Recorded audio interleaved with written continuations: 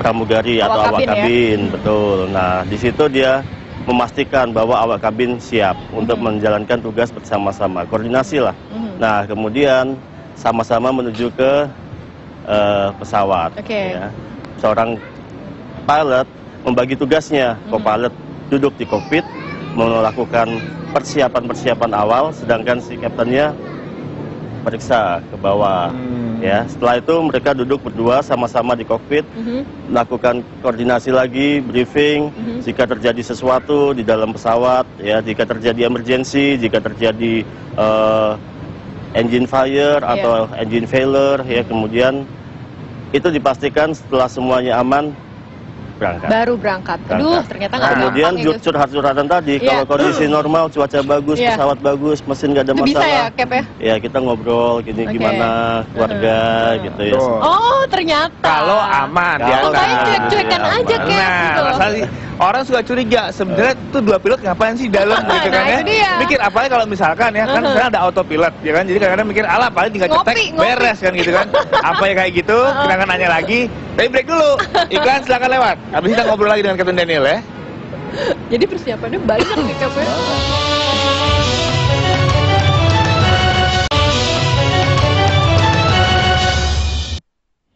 Ya, jadi saya tuh mikir dari dulu tuh. Sebenarnya tuh pilot dua itu kalau selama perjalanan, apa kalau panjang tuh ngapain sih? Apa iya tinggal cetek autopilot beres? Akhirnya gimana? Terjawab sudah tadi di gambar. Nah, mereka itu cuma cakra. Saya mah nggak tahu sebenarnya.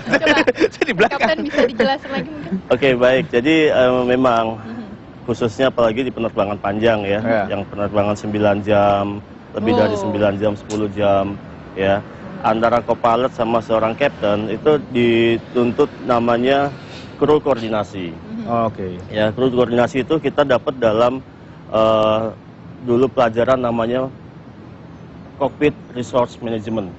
Ya, nah di situ bagaimana sih kita berinteraksi dengan seorang co-pilot, ya, bagaimana supaya 9 jam ini nggak menjadi suatu yang membosankan gitu loh ya. Ya, di samping prosedural yang memang sudah diatur dalam SOP-nya seorang pilot atau seorang co-pilot, tapi ya komunikasi atau pembicaraan pribadi kadang-kadang ya kita untuk killing time di situ gitu. Betul nggak kalau kedua pilot itu kalau udah lagi cruise lagi jalan tuh santai gitu nggak ngapa-ngapain, bener nggak sih? Apa tetap mesti komunikasi dengan menara ini, menara itu, ngitung-ngitung apa, ngitung-ngitung ini gitu? Harus, Mas. Jadi ada beberapa step yang dilakukan seorang pilot pada saat take off, climbing, cruising, descent, dan kemudian mendarat. Ya. Take off, climbing, jelas dia fokus kepada indikasi-indikasi yang ada di dalam pesawat, kokpitnya ya khususnya ya. Tapi pada saat cruising, cuaca bagus, semua bagus, dia melakukan komunikasi dengan beberapa menara pengawas. Contohnya, begitu Jakarta ke Denpasar, dia harus kontak ke Jakarta, kemudian kontak ke Ujung Pandang, kemudian kontak ke Denpasar. Harus dikomunikasi tetap dijaga. Yang menarik juga ketika berada dalam pesawat tuh kadang-kadang kapten suka berbicara ke penumpang gitu ya, kalimat-kalimat yang saya tuh nggak ngerti tapi sedikit gitu loh. Itu apa aja sih dok? Dok Cap yang disampaikan gitu? Baik, jadi singkat tapi padat gitu kalau saya dengar.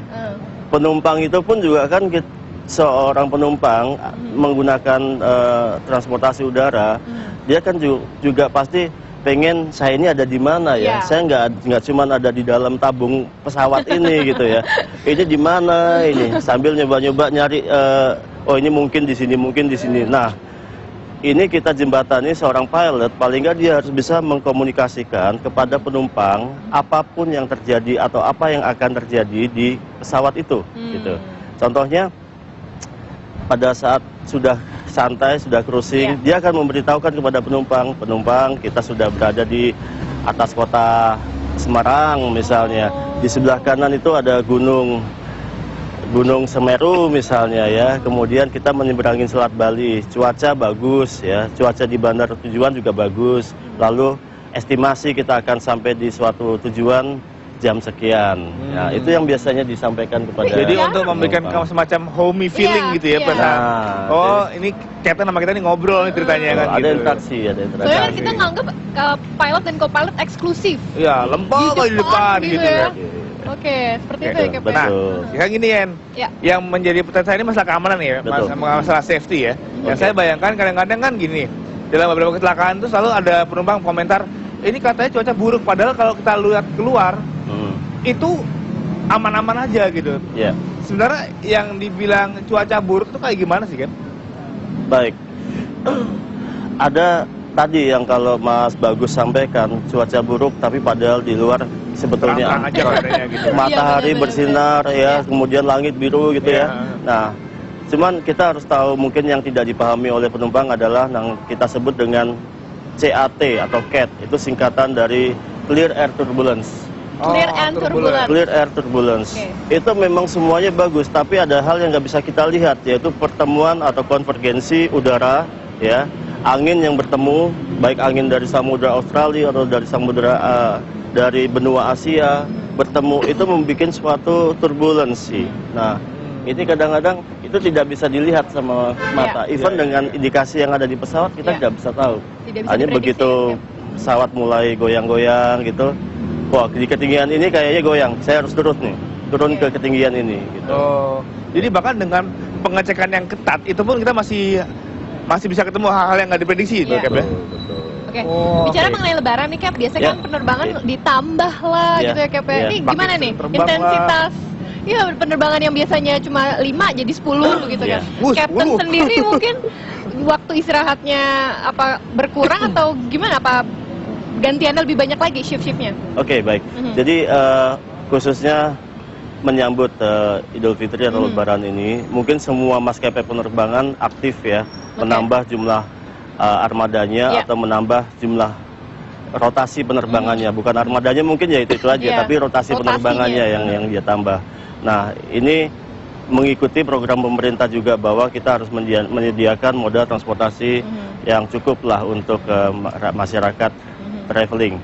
Nah, untuk kami sendiri, tentunya semua batas-batas yang ditentukan bahwa pilot itu nggak boleh lebih dari 9 jam.